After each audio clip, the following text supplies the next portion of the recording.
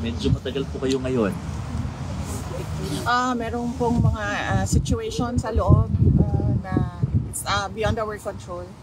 Doon lang siya sa loob ng mga ano. But we're happy that they gave us extra time to make up for the time we lost for some things that happened inside, yes. VP, this is the first time na kompleto kayo, si Miss Hanelet, si Kitty, kayo po. How has this uplifted the spirit of your father?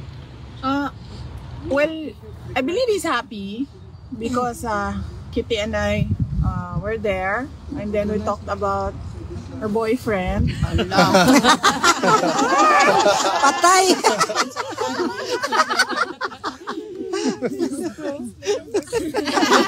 Nag-blush! Thank you. Thank you, ma'am.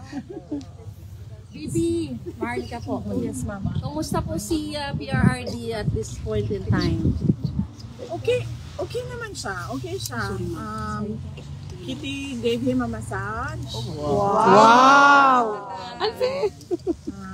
And then Kitty, ikaw na magsabi. Well, yung mga na ano siya, na speechless siya sa boyfriend. Hindi ata rin. Ano sabi ng daddy? So ayun, I was updating him with the situation with our families, and is happy to hear that we are all doing well, that we are all okay, that we are continuing to pray for him. And ayun, mga positive things lang. We are telling him things that will uplift his spirit and things that will give him strength while he is inside. Nice. May advice pa siya sa'yo? Secret mo. May mga bilin siya. Boyfriend. May mga bilin siya, pero sa sunod na. Secret mo lang. VP, may balak po ba kayo mag-file ng request for hearing on procedural matters prior to the September 23 confirmation of hearing? This is something Confirmation that charges. yes. Sa legal side, you need to talk to Nicholas Kaufman. So he's the only person that can talk about what they will do with regard to matters inside the ICC. How are you, VP? Pagyapon. Okay lang. Not a problem. I'm just waiting for one more document, and then tapos na yung trabaho ko dito. But personally, I'm okay. Are you going back to the Philippines after that? Yes, opo. Oo. Yan na lang yung inaantay, yung document na yan. Tapos pwede na akong umuwi. VP, something personal. Ano po yung reflections nyo, mo, ng pamilya, since this thing happened? I'm sure in one of the moments you're thinking of something you could share. Ikaw muna. Or ako muna? Okay, ako muna. Sige. I'm happy. I think the I don't have the word right now. I only have happy, but it's the incorrect word to describe it. But blessed. I'm blessed because I gained a sister with what happened to me after the attacks, the confidential funds attacks, the impeachment, and I have we have a relationship now. I have a relationship with Kitty, and I'm happy now. Sabi ko nga sa kanya, I'm happy that I have a sister kasi meron akong pagagalitan. Growing up, wala akong ganun, but meron ako niyan ngayon, pinagagalitan na kapatid. And then, I'm happy as well. And this really is ironic. But I have to thank Bongbong Marcos because there was forgiveness between me and PRD for all that has happened in our lives. And we have a relationship now, a father-daughter relationship, since we cannot discuss anything legal anymore because it is understood inside that only the lawyers can discuss legal matters with the former president. So we only discuss about the family, and this has been one of the longest meetings I have had with the former president. Growing up, he was always busy with work. He was always busy with the country. And now I have this every day with him, talking about life, talking about family. And for that, I feel like I am blessed. Bless. Yeah. Because at this point, he's already 80 and he's already retired. But going back as mayor, baka mabisi na naman siya sa kanyang trabaho. So, nabigyan kami ng ganitong time na makapag-usap as a father-daughter. Yeah. Nice kayo. It's sad lang that it has to happen inside. Yeah. CC. Pero there is a tension. good side. It's blessing. But yes, thank you sa kanya. Happy siya, ma'am. Everyday mo na Yeah. bisita. Oh yes. He is really happy to see us. As I have told him, that the family has never been more united, not just with us siblings, but with everyone else in the family. So he's happy to hear that, and not just us, sa mga supporters. Yes. I told him of that. I told him that, especially on his birthday, there were people with speakers. They brought speakers and the microphone. They were singing a happy birthday song to him. He knows that, and he was very happy to hear that. And I told him of all the support everywhere in the world, from everywhere in the Philippines and everywhere in The buffet kit. The buffet for people. there is a small, hindi naman buffet, pero parang a small, may mga sa labas ng bahay niya in Davao City, the greenhouse. Yes. People were able to set up tents there para for the TV, ma'am. Yes, I heard also. I was not able to see it, but I heard. And then may mga vitamins doon. There are snacks for people who want to stay there and watch over his house. So he's very happy and grateful to hear that. Huwag ka naman ba sinisimuli ni PRRD na dahil kasalanan mo kasi to kaya ako nandito dahil nakipag-unite ka sa Marcos? Wala. Nag-harmonize ka, ma'am. Ever since. Sorry. Oh, yeah. Yes. So, ever since, wala siyang sinabi sa akin na ganyan. Even when I ran for Vice President, ma'am, wala naman talaga siya sinabi. Sinabi lang niya, hindi na ako sasali dyan. Kayo nang magdesisyon yan. Yan lang yung sinabi niya when he was told by one of my siblings that I'm running for Vice President. And wala. That's good to know. Thank you. VP? I don't remember PRD na naninisi. Naninisi. Wala. Never. Kasi I always remember him. I don't know, Kit, with you, but I always remember him when I was growing up. He would always say, you make your own history in this world.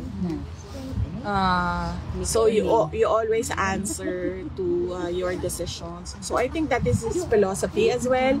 So he doesn't blame anyone with what happened. He always says, I did it for my country. Yes. He always says, Repeatedly. I did it for my country. The two boys po, are they coming? The Paulo and Baste, Yes, no? po. We're talking about Paulo and Baste. So, there are plans naman. We arrange this pag-aalis yung isa, may dadating na naman na isa. So, as of now, we are arranging all the dates since most of them are busy with the Campaign. VP, pardon me. I understand this is something legal, but we just want to hear your side. Kasi po, sabi po ni Attorney Kaufman, tinatrabaho na raw po yung interim release. Meron pa po ba kayong nakikitang balakid before filing one, or how soon will you file this? At sa Pilipinas niyo po ba gustong ma-release ang... of course, may panawagan kayo na bring him home to the Philippines, to Davao City. But just for the record, we just want to hear if sa Pilipinas niyo po gusto siyang ma-release, kasi may sinasabi po yung palasyo. Let me quote, does it mean that we have to recognize that ICC has jurisdiction over the Philippines? I believe the family of the former President Duterte is asking and praying from the Supreme Court that the government should not cooperate with the ICC. So it means that if we will not cooperate with the ICC, even that prayer or even that manifestation of the ICC will not take cognizance of that regarding or relating to the request to have him released in the Philippines? With regard to the interim release, no, I do not know really, truly, honestly, I do not know what the steps are the lawyers are doing with regard to the interim release. But as I told you before, I hear for his life in the Philippines. But we follow what the client wants, what President Duterte wants, and he wants to go home. To the Philippines? Yes. And everyone wants him to go home to the Philippines. And the Buenos want him to go because they will be his mayor. Yes. For the next 3 years. But with regards to what the palace said, ma'am, yung sinasabi po nila na kapag yun po yung hihilingin, does this mean that we have to recognize the ICC, that it has jurisdiction over the Philippines? Wala na nga pong jurisdiction sila. Wala naman po kami hinihingi sa palace. We did not ask for the palace for anything. So, I do not know what they are talking about. Ma'am, I think the context po is kapag inirelease sa Pilipinas ang isang detainee, kailangan sumunod sa lahat ng kondisyon ng ICC, yung bansang pagdadalhan ng detainee po. And in this case, if he will be released to the Philippines, then they should follow all the conditions of the ICC. And in that case, this would mean parang nasa jurisdiction pa rin tayo ng ICC. Well, that is something that they have to think about. The administration has to think about what their next steps are.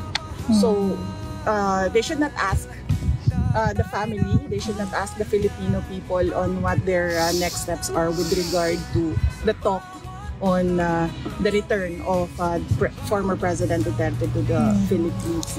Maybe when they've decided, if ever they will decide what their next steps are, if ever it is even discussed inside the halls of the palace, they can tell us what their plans are. The government intends to do with the return of President Duterte.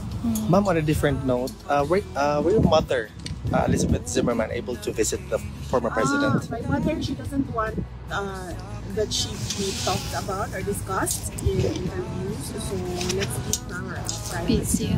Noted, ma'am. Thank you. Ma'am, how about your reaction to House prosecution's motion to Senate to compel VP Duterte to answer impeachment complaints? Sabi, legally sound daw po ito, legally sound.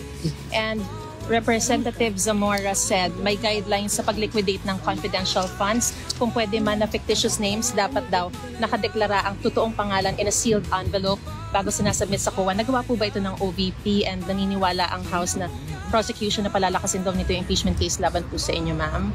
Yun ang mga paniniwala nila. So, pabayaan na natin sila sa kanilang guni-guni. It doesn't have to be yung paniniwala nila, I think paniniwala din ng buong bayan. Paniniwala lang nila yun. So, Okay na mo sa weather? Naka-adapt na mo? no. The Netherlands. I think just okay. Yes!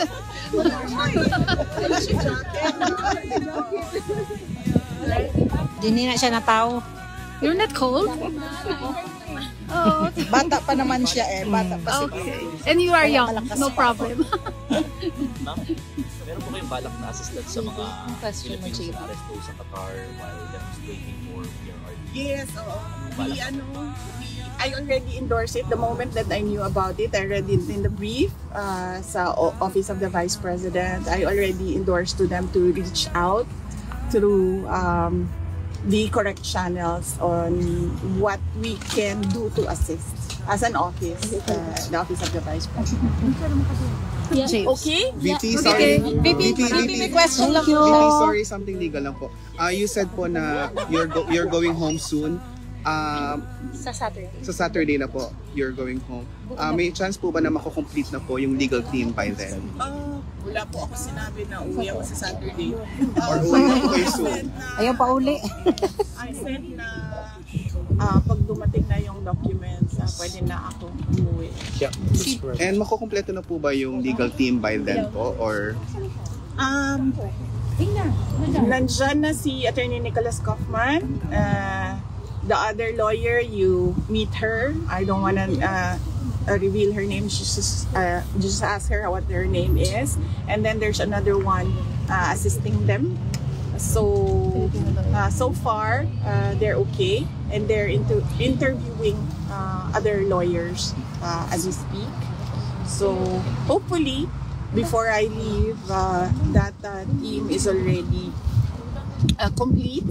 But at the moment, no, it's not complete. Pero have you identified na po the Filipino lawyer in the team po? Sino kinakausap po ninyo? We have not identified the Filipino lawyer. And is there a chance po that Attorney Roque will join that team po? I do not know because only the lawyers are talking to each other. So I only talk to the lead counsel, that is Nicholas Kaufman. So he talks to the other lawyers. Ma'am, I have a question. May message po ba si former president sa mga supporters niya right now, or is it still Yes, the same? May message siya para sa supporters. So of course, he just wants to extend his gratitude to all of his supporters from all over the world. And did you say? I did it for my country. Yeah, that's what he repeatedly says. So he wants the Filipino people to know that he did it for his country. He did it for every Filipino all over the world. Ma'am, on another note po, nakita po namin si Ma'am Hanilet at the UKT earlier na tumatakbo. We were really worried if there's something wrong, but the former president is okay so far. I don't know. I did not see Yeah, them but- running, so We saw it. Okay. Okay. We're afraid to run out of time. Okay. The visits are limited. That's good to know. Just to clear things out. Thank you so much. Yeah. Final question na po siguro, VP, ano? You come here on a different circumstance. What would you bring home? What you've learned from the Netherlands? And meron bang thoughts na tumatakbo sa isip mo na sana hindi na lang nag-national politics si dating Presidente Duterte and you wouldn't have been here In this kind of circumstance. on this different circumstance? I really believe that it's futile to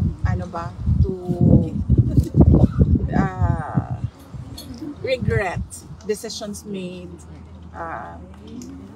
in the past, because I believe that everything happens for a reason. So whatever it is, Baka tayo matumba.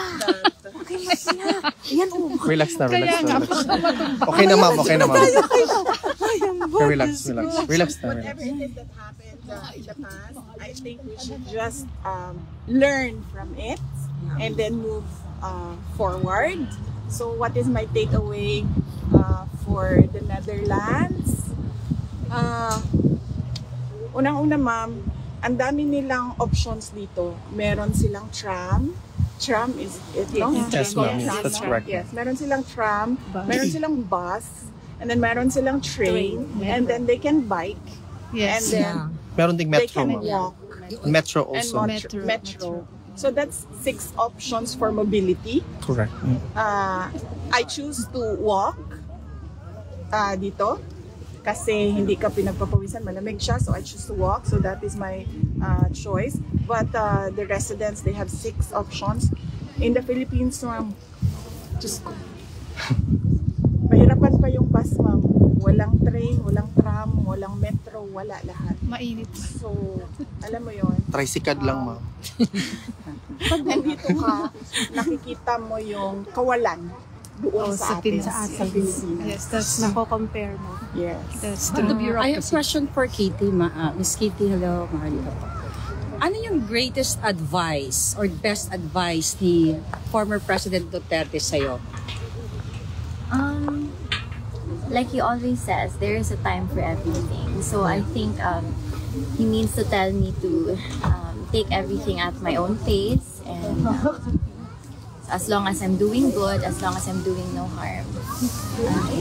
And he laughed, Kit, diba? Yeah. Na kailangan niya umuwi kasi kailangan niya takutin yung boyfriend. So another reason for him to come home to us. Yeah. Need to, ano man tawag niya? Pinitigilan. Kilatisin, ma'am. Kilatisin. As a daughter, no? yung advices sa'yo na pwede rin matutunan ng mga batang kasing edad mo o mga Pilipinong kabataan na pwede mong i-share sa iyong mga kababayan? What advice from you? Yes. Ayun, there is a time for everything. So, growing up, I was always in a hurry. I felt like I was running out of time. My mind was all over the place. I was anxious about so many things. But now that I'm turning 21 in a few days. So I learned to take time to breathe, to slow down, and to just trust in God's time and to take everything at my own pace. Sure. Are you gonna celebrate your birthday here, Kitty? Yes. Advance happy birthday and thank you. Thank you. Kitty, have you been to the tulips field? I'm not sure, ma'am, because I'm still not familiar with the places here. But we did see tulips on the way there. So if you want, I can recommend the Tulip Barn. Yes, ma'am. The Tulip Barn. So magandang maganda. Thank you. Thank you, ma'am. VP. Thank you, VP. Thank you. Love you, VP. Thank you, ma'am. Ma'am, support tagi mi sa mo always and forever. Yeah. Fresh lang kita always, I ma'am. love you, VP.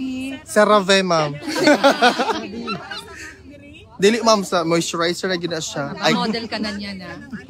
Napoy under specific, pero kay student ra. Thank you, ma'am. Thank you kay ma'am. God bless you, ma'am.